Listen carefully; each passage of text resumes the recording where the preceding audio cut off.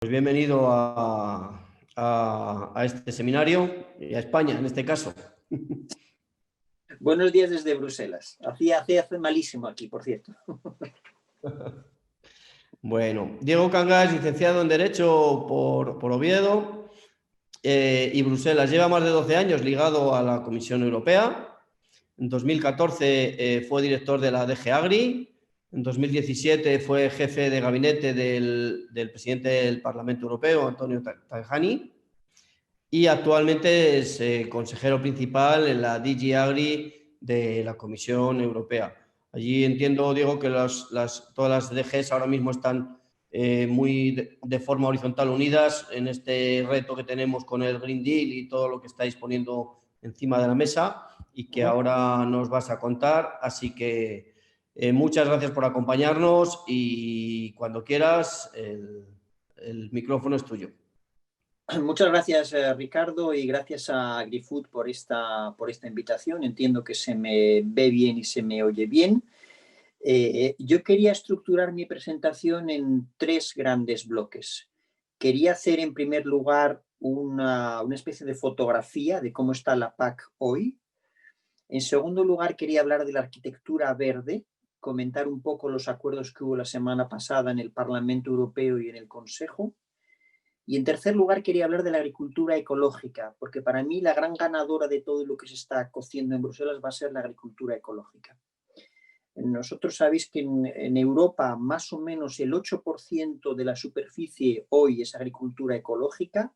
En España estamos por encima de ese 8%, tenemos un 9,3% de superficie de agricultura ecológica y la Unión Europea quiere llegar a un 25% en el año 2030. Entonces, luego elaboraré un poco más, pero para mí la ganadora de todo lo que se está preparando va a ser la agricultura ecológica y sería uno de los mensajes fuertes que quería dar a las personas que me están escuchando.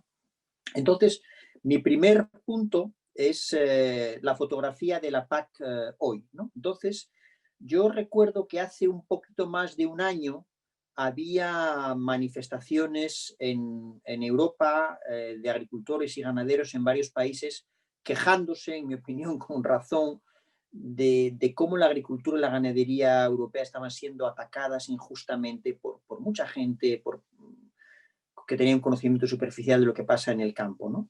Entonces, una de las cosas, la pandemia está siendo malísima y todavía no ha acabado, pero una de las cosas positivas de la pandemia es que yo creo que ha vuelto a dar prestigio al sector agrícola y ganadero. Es decir, no ha habido una crisis alimentaria, ha habido una crisis sanitaria que no ha acabado, pero el sector agroalimentario ha funcionado estupendamente bien.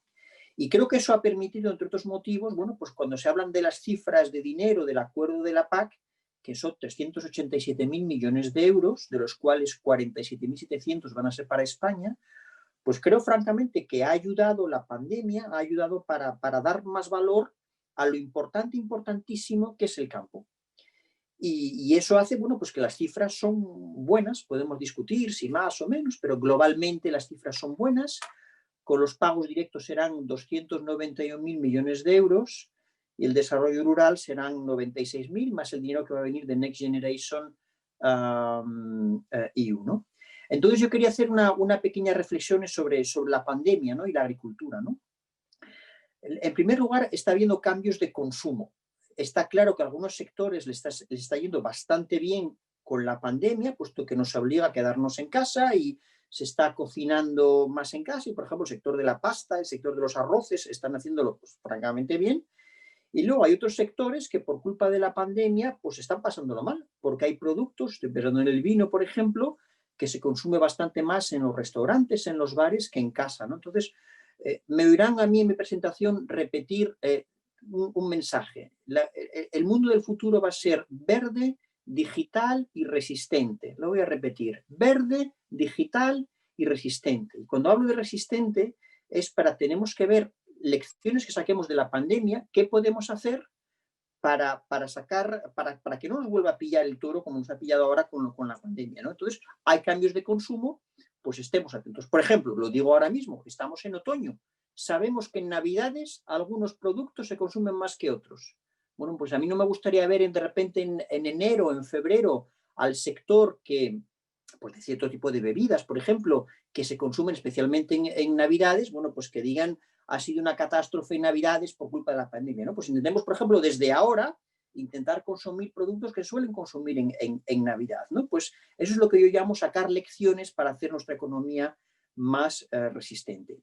La segunda cosa que quería decir es que los mercados están bastante bien en este momento. Nosotros en la comisión recibimos todas las semanas datos sobre los mercados y a día de hoy no tenemos crisis, están bastante estables, funcionando bien. Es más, les diría, estamos exportando más que nunca. Las cifras de exportaciones de la Unión Europea del sector agroalimentario siguen creciendo y creciendo y creciendo a pesar de la pandemia. Tengo delante de mí las cifras más recientes de junio. Bueno, pues hemos exportado bastantes miles de millones más en junio de 2020 que en junio de 2019, ¿no? Tenemos ahí el punto de interrogación del Brexit, no sabemos qué es lo que va a ocurrir. Si acaba mal la negociación, es probable que los efectos se noten no en enero ya del año que viene, sino porque el Reino Unido está diciendo ya que durante varios meses se van a permitir, pues eso, las mismas reglas que hoy, o sea que si las cosas van mal, se va a notar quizás en el verano del año que viene, veremos, porque nadie sabe cómo va a acabar esto del Brexit. Otra cosa de la pandemia, bueno, pues hemos aprendido la importancia de los trabajadores temporeros, pues para recoger la fruta, pues saquemos lecciones de eso, tenemos un punto débil ahí, bueno, pues ver qué es lo que podemos hacer. Y por último, y con esto concluyo como reflexiones de la pandemia, ha habido y hay todavía, no han acabado, tentaciones localistas. Y cuando digo tentaciones localistas es cerrar los mercados y proteger el consumo exclusivamente de lo que es nuestro. Bueno, mucho ojo con la tentación localista, porque nosotros los europeos somos un continente de exportación y en particular en España somos un gran país exportador. Yo siempre cuento un ejemplo, yo vivo en Bélgica, a mí me gustan los espárragos de Navarra, lo siento, es lo que me gusta. Y en Bélgica también hay espárragos, pero si yo solamente consumiera espárragos belgas, no podría consumir espárragos de Navarra, que son los que me gustan a mí, ¿no? Entonces, mucho ojo con la tentación localista, mucho ojo con decir solamente podemos consumir productos locales. Yo creo que está bien los circuitos de proximidad, pero eso no es incompatible con que al mismo tiempo haya también otros productos. Pues les pongo otro ejemplo.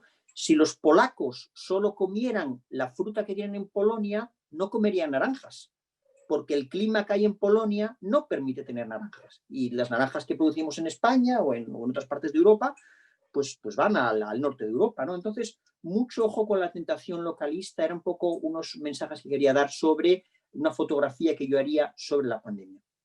Segundo gran bloque de mi presentación, la arquitectura verde, ¿no? Entonces me voy a repetir, pero creo que es importante, el futuro va a ser verde, digital y resistente. Déjenme decirles unas cosas sobre el digital. El otro día la presidenta nuestra, Madame von der Leyen, anunció una cifra que no me gusta nada, pero lo tengo que decir. Hoy, 2021, el 40% de las zonas rurales en Europa sigue sin banda ancha. Hoy, 2021.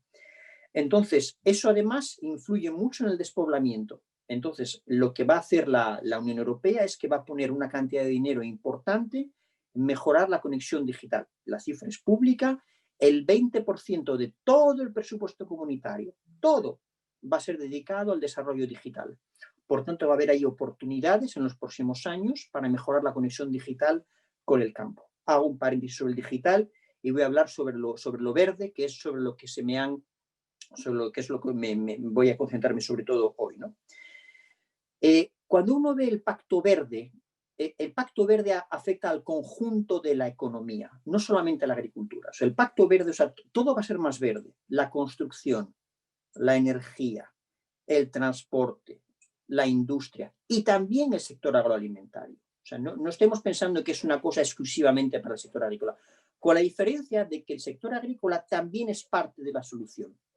No solamente es parte del problema, sino que es sobre todo también parte de la solución, y que eso es muy importante, ¿no? Entonces, cuando la Unión Europea se compromete a reducir las emisiones y porque lo que queremos es ser un continente neutral en emisión de carbono en 2050, eso nos afecta a toda la economía y no solamente al sector agrícola, ¿no? Entonces, en concreto en el sector agrícola, pues es verdad que hay un capítulo en el Pacto Verde, hay dos documentos muy interesantes de estrategia, de la granja a la mesa y un documento sobre biodiversidad, pero lo que quería decir es que es un esfuerzo que compete al conjunto de la economía, ¿no? Entonces, lo que se quiere es que el 30% de todo el dinero del presupuesto comunitario, no solamente de la agricultura, de todo el dinero, vaya destinado al cambio climático y en particular el dinero de la PAC, que por lo menos el 40% del dinero sea para hacerlo más verde. Entonces, la semana pasada hubo dos eventos importantes. El Consejo ha adoptado su posición negociadora y el Parlamento Europeo también. Yo voy a hablar un poco sobre ambas cosas, pero tampoco quiero entrar mucho al detalle porque la experiencia me enseña que una cosa es lo que quiere el Consejo, otra cosa es lo que quiere el Parlamento y lo que va a pasar al final. O sea, puede haber cambios y yo creo que siempre es bueno estudiarse el texto definitivo, pero los textos provisionales cambian, ¿no? Entonces yo quería un poco destacar lo que está ocurriendo, pero no voy a entrar mucho al detalle porque puede haber todavía cambios, ¿no? Y quiero someter varios elementos a su consideración. Primero, en todos los textos está incluido una idea importante que es el principio de no regresión.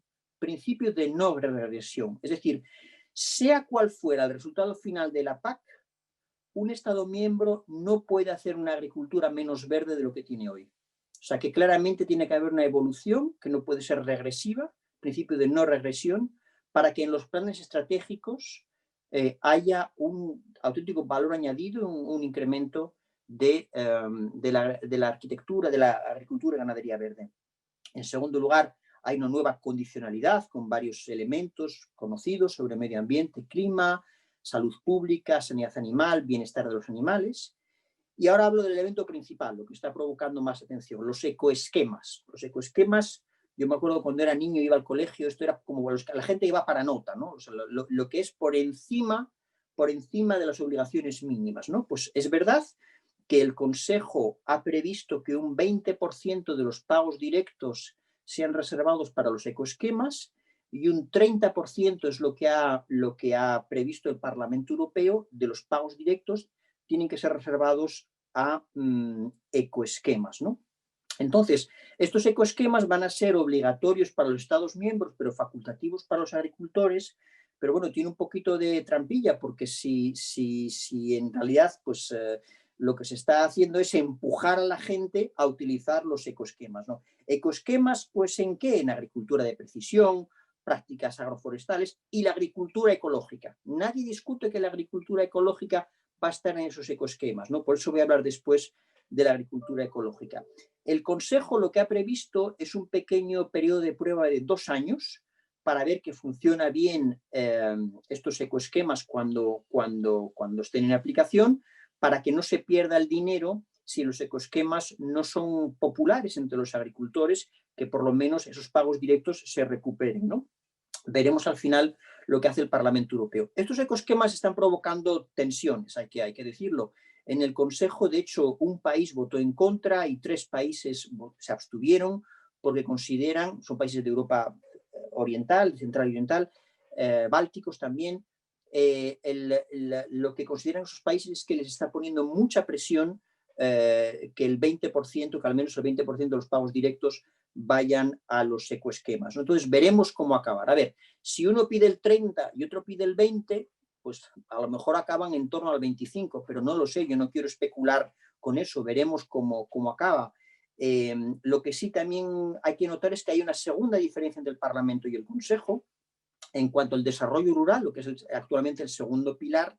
El Consejo quiere que el 30% de los pagos en desarrollo rural vayan a pagos verdes y el Parlamento Europeo quiere un poquito más, quiere que sea el 35%, ¿no? Bueno, pues al final probablemente se hará un paquete con todas estas cifras y veremos. El Parlamento Europeo también quiere que haya una revisión a mitad de camino, en 2025 o más o menos. Todo esto está abierto. Yo lo que quería, para la gente que me está escuchando, es que va a haber en las próximas semanas, meses, una discusión sobre los ecoesquemas. Veremos cómo acaba. También quería subrayar, bueno, pues que en los textos que se han acordado hay una obligación de destinar una parte importante del dinero a la asesoría para que promover la agricultura verde, la buena calidad del agua, fertilidad de los suelos, etcétera. Veremos en qué queda en todo esto. Y mi último punto, y con esto concluyo, Ricardo. Sí, es que hubo. Pues voy a concluir con mi último punto, Ricardo, que es el de la agricultura ecológica. para mí va a ser la gran ganadora de todo esto que estoy hablando, y les voy a dar varios argumentos por qué creo que esto va a ser así. Ya lo dije antes, lo repito ahora, va a haber dinero en los ecoesquemas. O sea, no sabemos cuánto porcentaje va a ser, el 20, el 25, el 30, no lo sabemos. Pero lo que sí sabemos 100% seguro es que la agricultura ecológica va a ser una de las que va a estar financiada a través de los ecoesquemas. Y si estamos hablando del 20, 25 o 30% de los pagos directos, es muchísimo dinero disponible para la agricultura ecológica. Pero no solamente va a haber dinero en la PAC, es que va a haber dinero para la agricultura ecológica en los fondos de promoción de exportaciones. Saben que todos los años la Comisión se gasta 200 millones de euros en promover exportaciones, y ahí va a haber también un paquete de dinero exclusivamente para la agricultura ecológica. Y si hablamos de investigación y desarrollo, también va a haber dinero, que es una tercera pata de financiación, también va a haber dinero para la agricultura ecológica. Entonces, o sea, va a haber mucho dinero. En segundo lugar, creo que la agricultura ecológica tiene una ventaja, y es que las reglas son claras. Hay un reglamento desde el año 2018, que yo conozco bien porque en la época era el director que negociaba este reglamento. Hay un reglamento que se aprobó en 2018, cuya entrada en vigor se va a retrasar un año. Va a entrar en vigor, en vez de ahora en enero de 2021, enero de 2022, que dice claramente lo que es agricultura ecológica de lo que no lo es. Te dice la regla de conversión, las cosas están claras. O sea, no es que te metas en un lío sin saber por dónde van los tiros. Se sabe exactamente qué es la agricultura ecológica y qué no. Les voy a dar un dato que a mí me ha sorprendido positivamente. Hemos hecho hace poco un eurobarómetro sobre la agricultura en su conjunto, y las cifras de conocimiento en Europa de lo que es la agricultura ecológica explotan. A día de hoy, el 56% de los europeos ya saben lo que es el logo de la agricultura ecológica. ¿Por qué digo esto? Porque es que hace 2 años eran 20 puntos menos.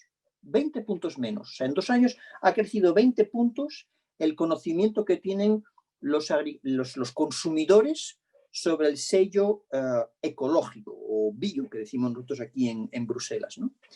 Y entonces, como dije antes, y con esto concluyo mi presentación, Ricardo, la Comisión lo que desea es que el 25% de la superficie agrícola en 2030 sea de agricultura ecológica. España está un poquito por encima de la media europea, pero hay países, por ejemplo, Austria, ya hoy ya están en ese 25%, ¿no? Entonces, lo que está ocurriendo, y es lo que anuncio a la gente que vamos a empujar mucho lo que llamamos las compras verdes, compras públicas verdes, la contratación pública verde. A día de hoy, lo que les estoy contando ya existe. O sea, hay ciudades que ya compran productos ecológicos para alimentar al personal en los hospitales, en los cuarteles de los ejércitos o de la policía, en las cantinas universitarias. Ya hay comida verde, porque los ayuntamientos o las autoridades regionales compran esa comida verde, ¿no? Entonces, las compras públicas es un instrumento muy bueno para incentivar a que, por ejemplo, pues yo no sé, un día por semana o 2 días por semana, depende de lo que decidan las autoridades, se compre obligatoriamente productos de agricultura y ganadería ecológica. Eso es lo que va a ocurrir. Eso es lo que va a ocurrir. Entonces, bueno, pues yo quería anunciarlo porque me parece que por ahí van a ir los tiros. Ricardo, me paro aquí para dejar un poco de tiempo a la gente para que comente y ya está. Gracias por la atención. Muchas gracias, Diego. Hay unas pocas de preguntas. Yo creo que has dado los datos concretos que la gente que quería escuchar, y ahora pues vamos a las preguntas que se plantean. Esther Herranz, a quien conoces. ¡Hombre! Está por ahí Esther, sí. Nos pregunta, dice, ¿cree que el Parlamento aceptará el mecanismo de rescate de los fondos de los ecoesquemas si no resultan atractivos? Yo creo que... ¿Se me oye? Sí. A ver, yo creo que el Parlamento sí que va a aceptar los ecoesquemas y sí que va a hacer todo lo posible porque sean atractivos. A raíz del acuerdo del Parlamento la semana pasada, el viernes, ha habido bastantes críticas de los grupos verdes diciendo que lo que había acordado el Parlamento Europeo no era suficientemente atractivo. pero bueno, yo quitaría un poco de importancia a esas críticas políticas. Cuando yo veo la votación, o sea, lo que ha aprobado el Parlamento Europeo, se ha aprobado con una amplísima mayoría, amplísima mayoría. Es verdad que los verdes han votado en contra, pero los principales grupos políticos, o sea, hay un gran apoyo a lo que ha presentado el Parlamento Europeo, ¿no? Por tanto, supongo que el Parlamento pues mantendrá esa posición. Lo que sí digo y repito es que cuanto más se tire de la cuerda de los ecoesquemas, más presión se va a poner en algunos países, especialmente los menos desarrollados de la Unión Europea. Y el hecho de que un país haya votado en contra y 3 países hayan abstenido, demuestra las dificultades que va a poner en algunos países, quizás no el nuestro, pero en otros países, para cuanto más se tire la cuerda de los ecoesquemas, más dificultades se va a crear, ¿no? Pero veremos. Yo optimista y confiado en la posición del Parlamento Europeo, por supuesto. Y un beso, Esther, un beso, por supuesto. Pregunto también que si no cree que la posición del Parlamento ha resultado demasiado exigente hacia los agricultores, convirtiendo el futuro sistema, en un castigo en vez de un aliciente. Yo creo que no, y repito mi punto inicial. Hace un año, por favor, acordémonos de lo que pasaba hace un año. Hace un año había manifestaciones en todos los sitios en Europa de agricultores quejándose por lo que dice la cuestión, quejándose de que los agricultores no eran valorados, criticados injustamente, gente que no había pisado el campo en su vida se permitía hacer las críticas las más peregrinas sobre los agricultores, y ahora resulta que hay 387.000 millones de dinero para la PAC. O sea, es duro lo que estoy diciendo, pero creo que la pandemia sí que ha reforzado la imagen de los agricultores. Y cuando el sector sanitario, y vemos lo que está pasando en la pandemia, el sector agroalimentario sigue funcionando bien. Por tanto, creo que a lo mejor esa percepción un poco superficial, que puede haber existido, no lo niego, creo que eso está reforzando la posición de los agricultores. Y respecto al nivel de exigencia, a ver, es que no actuar tiene un coste. O sea, si hacemos el business as usual, tiene un coste. Entonces, creo que también es normal que hay que apretar un poquito, veremos cuánto hay que apretar para que el conjunto de la economía contribuya al Pacto Verde. Pregunta alguien, Cristóbal Aguilera, concretamente, dice, el que se haga tanto esfuerzo en la agricultura ecológica, ¿está sustentada en una base científica o es exclusivamente económico, es lo que pide el mercado, no la sociedad? ¿No es un anacronismo que va en contra de lo verde, digital y resistente? No, ahí con todo el respeto, no estoy de acuerdo. O sea, la agricultura ecológica, en la cual yo trabajé muchos años, era director de esto en la agricultura, tenemos estudios científicos objetivos que demuestran el impacto positivo de la agricultura ecológica sobre el medio ambiente. La verdad, hay un tema aquí, sin embargo, que es más discutible, que es hasta qué punto la agricultura ecológica es buena para el cambio climático. Sobre eso sí que hay discrepancias, pero que la agricultura ecológica es buena, discrepancias científicas, ¿eh? El hecho de que la agricultura ecológica sea buena para el medio ambiente, eso creo que hay una base científica bastante sólida, ¿no? Cuando se adoptó el reglamento del Parlamento y del Consejo, este reglamento 2018, cuya entrada en vigor se va a retrasar ahora un año, justo en el considerando número 2, al principio del reglamento, se responde específicamente a la pregunta que me acaban de hacer, explicando por qué la agricultura ecológica es buena para el medio ambiente. No, hay un sustrato científico para esto, no es una cosa que nos saquemos por una moda o algo por el estilo, para nada. José Manuel Maracuya insiste en el tema de la agricultura ecológica. Dice, tanto enero para la agricultura ecológica terminará siendo un absoluto desastre. Dice, ¿no se ha pensado en el efecto llamada que puede producir? ¿O en el acceso y que generará el acceso de determinados oportunistas, como ha ocurrido con determinadas políticas? Yo confío en que no, porque para obtener el sello de la agricultura ecológica hay que pasar unos exámenes, hay que pasar unos controles. Y ahora el reglamento del año 2018 refuerza los controles de certificación para evitar precisamente el riesgo que está en la pregunta que se me acaba de hacer, ¿no? O sea, nosotros tenemos un sistema de auditorías y de controles para estar seguros de que la gente que produce con el sello verde de agricultura ecológica lo merece de verdad, puesto que los productos ecológicos cuestan un poquito más caros en el mercado que los productos convencionales, ¿no? No vamos a ser tan tontos de no controlar eso. Es un trabajo que va a hacer los Estados miembros y la Comisión para estar seguro de que cuando algo lleva el sello es porque lo merece, y si no se le quita el sello y encima se le pone una multa. Meritxell Justicia pregunta, ¿qué hay de los productos de cercanía y el apoyo a la agricultura y ganadería integrada? A ver, sobre eso lo comenté un poco antes. Yo soy muy favorable a lo que es los productos de cercanía, lo que es los circuitos de proximidad, que tienen la ventaja además de que reducen emisiones de CO2, están más integrados con el desarrollo rural. Pero también digo una cosa de cautela, es ojo con cerrar los mercados y quedarnos exclusivamente con el mercado local. Porque si hacemos eso, nos disparamos un tiro en el pie, y especialmente en un país como el nuestro, que es un gran país exportador. Un gran país exportador. Entonces, yo creo que ambas cosas, yo me niego a ver ambas cosas como contradictorias. Creo que ambas cosas son complementarias. Sí a los productos de consumidor, de cercanía, sí a los circuitos cortos, pero también, bueno, vivimos en un gran mercado europeo. Repito mi ejemplo, yo vivo en Bruselas, la gente que me está escuchando está en España, me gustan los espárragos de Navarra y los belgas también hacen espárragos, lo que os dije antes. En Polonia no hay naranjas porque el clima no lo permite, ¿no? Hay manzanas en Polonia, pero no naranjas, ¿no? Bueno, pues mucho ojo con los localismos. Los localismos tienen sus riesgos, ¿eh? Hay una reflexión aquí relativa a la neutralidad de carbono de Europa para el 2050.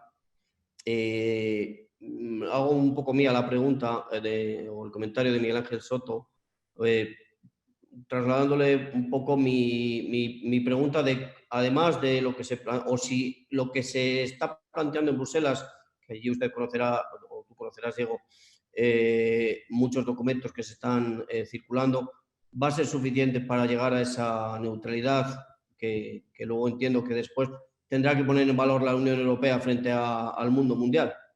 Bueno, exactamente, hay dos cuestiones. Primero, está muy bien que los europeos queramos dar ejemplo y ser neutrales en carbono, pero tenemos también que convencer a nuestros vecinos para que hagan lo mismo, porque si nosotros tenemos nuestro continente muy limpito, pero luego la contaminación no conoce de fronteras en el aire, en la atmósfera, ¿no? Entonces, tenemos efectivamente que acompañar y convencer, por lo menos a nuestros vecinos, para que hagan lo mismo. ¿Va a ser suficiente o no? A ver, yo creo que la comisión lo que propone y que los gobiernos aceptan de reducción de emisiones está basada en estudios científicos, lo que llamamos nosotros análisis de impacto para ver por dónde vamos. Y lo que nos dice la comisión, la institución en la que yo trabajo, es que si seguimos al ritmo al que vamos, no vamos a llegar a la neutralidad de carbono. Por tanto, tenemos que acelerar ese ritmo de la descarbonización de la economía y hacerlo más verde, ¿no? Y es ahí donde la Comisión va a proponer, ha propuesto ya una reducción de emisiones para pasar al 55% de reducción de emisiones en el año 2030, ¿no? Entonces, pues hay que hacer ese esfuerzo, pero es verdad, sirve de poco que ese esfuerzo sea exclusivamente un esfuerzo europeo. Tenemos que convencer a nuestros socios, a nuestros vecinos, para que hagan lo mismo. Dice Germán Martos, dice, el apoyo de la PAC a la agricultura exportadora de valor española es muy limitado. La iniciativa privada ha demostrado éxito en su modelo. ¿No sería mejor destinar recursos a quien efectivamente los necesita? Bueno, no sé a qué se refiere exactamente la pregunta. Nosotros tenemos un programa de promoción para facilitar las exportaciones y luego, como dije antes, somos exportadores netos desde hace más de 10 años. O sea, el sector agroalimentario se está portando bien. Yo tengo una teoría y es que, bueno, he tenido la fortuna de viajar mucho por el mundo intentando exportar productos agroalimentarios europeos, ayudándolos y a los europeos a exportar. Y déjenme ser un pelín chauvinista, yo creo que los europeos somos los mejores del mundo haciendo comida y bebida. Y tenemos la ventaja de ser el viejo continente y nosotros hacemos comida de alta calidad desde hace 20 siglos. Y entonces eso significa que según va creciendo la clase media en el mundo, nuestras exportaciones, nuestros productos son cada vez más atractivos. Y segunda enorme ventaja que tenemos, que no nos damos cuenta, es que en nuestro continente, pues las reglas de salud pública se respetan. El otro día leí en el periódico que una familia china fallecieron todos intoxicados porque habían comido unos espaguetis en mala calidad. Y esto es en lo que te puede ocurrir como peor en Europa, a lo mejor pues tener una intoxicación alimentaria, pero no te mueres de eso, ¿no? Lo que quiero decir con esto es que nuestro nivel de calidad y nuestro nivel de salud pública es tan alto que nos permite tener una ventaja enorme y las exportaciones van a seguir creciendo. En el momento que estamos hablando ahora mismo, me hace gracia que Interpork sea uno de los patronos, por ejemplo, el sector porcino le está yendo francamente bien y me alegro mucho por ellos, por las exportaciones tremendas a China, ¿no? Entonces, eso va a seguir creciendo, ¿no? Entonces, bueno, pues a lo mejor no creo que el apoyo que estemos dando sea escaso, al contrario, creo que las cosas van razonablemente bien y si van razonablemente bien, pues a lo mejor tenemos que apoyar donde van menos bien. Yo no quiero dejar de hacer hincapié en el tema de la I+D+I, de la innovación. En el anterior PAC, todo lo que era la IP y las iniciativas que luego se extrapolaban en los distintos países, cuando finalmente se pusieron en marcha aquí en España y en los demás países, creo que han funcionado bastante bien. ¿Cómo se contempla en los papeles de la propuesta potenciar esta innovación en el sector agroalimentario? Sí, a ver, ahí es justo uno de los temas en los cuales hay conflicto actualmente entre el Parlamento y el Consejo, es que no tiene nada que ver con agricultura, pero el Consejo ha reducido el dinero para investigación y desarrollo en su conjunto, lo cual afecta también a la innovación y desarrollo agrícola, ¿no? Y el Parlamento no quiere esa reducción, ¿no? Por eso se está retrasando el acuerdo total, ¿no? Entonces, si las cifras que quiere el Parlamento al final fueran adoptadas, pues habría un incremento notable de fondos para la investigación, desarrollo e innovación, de los cuales la agricultura se beneficiaría. Pero ahora, Ricardo, no me atrevo a pronunciarme porque está en plena disputa entre el Parlamento y el Consejo cuál es la cifra. Lo que sí puedo decir es que uno de los esfuerzos que estamos haciendo es, sobre todo, compartir la información, diseminar los resultados, porque nos hemos dado cuenta de que la gente investiga en sus esquinas, en sus diferentes regiones, y a lo mejor una solución para no sé qué problema que se encuentre, yo que sé, en Alemania, puede ser útil para Portugal, y sin embargo esa información no llega, ¿no? Entonces lo que queremos hacer es diseminar bien esa información a través de los instrumentos que tú acabas de citar, para que en la medida de lo posible las soluciones encontradas en un país se apliquen en el conjunto de la Unión Europea. Había una pregunta relativa al tema. Dice, actualmente el criterio medioambiental más conocido por los consumidores es el cambio climático. Por eso algunas empresas agro se muestran reticentes a la agricultura ecológica, ya que debido a su productividad muchos productos ecológicos tienen una huella de carbono mayor. ¿Cómo argumentaría la transición a este tipo de agricultura desde este punto de vista? Bueno, eso es un tema abierto. Yo dije antes que creo que no hay dudas, por lo menos desde el punto de vista científico.